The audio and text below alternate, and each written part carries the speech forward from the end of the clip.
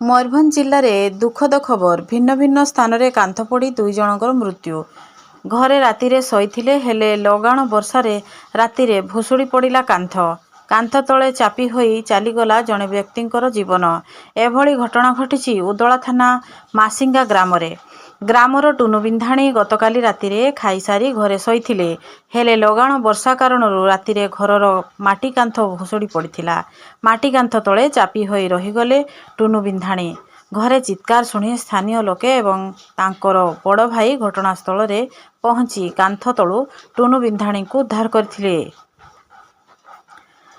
କିନ୍ତୁ କାନ୍ଥ ତଳେ ଚାପି ହୋଇ ଟୁନୁଙ୍କର ମୃତ୍ୟୁ ହୋଇଯାଇଥିଲା। ଖବର ଜଣାପଡ଼ିଲା ପରେ ଉଦଳା ବିଧାୟକ ଭାସ୍କର ମଢେଇ ଘଟଣାସ୍ଥଳରେ ପହଞ୍ଚି କ୍ଷତିଗ୍ରସ୍ତ ପରିବାର ସଦସ୍ୟଙ୍କୁ ଆର୍ଥିକ ସହାୟତା ପ୍ରଦାନ କରିଥିବା ବେଳେ ପୋଲିସ ଘଟଣାସ୍ଥଳରେ ପହଞ୍ଚି ତଦନ୍ତ ଆରମ୍ଭ କରିଛି। ଏହା ସହିତ ମୃତକଙ୍କ ପରିବାରକୁ ସରକାରୀ ସ୍ତରରେ ସହାୟତା ମିଳିବ ବୋଲି କହିଛନ୍ତି ଉଦଳା ବିଧାୟକ।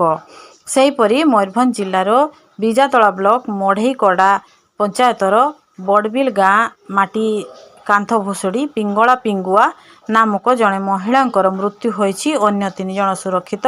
ବାରିପଦାରୁ ଚନ୍ଦ୍ରପ୍ରକାଶ ଜେନାଙ୍କ ରିପୋର୍ଟ, ଅନୁଧ୍ୟାନ ଟିଭି।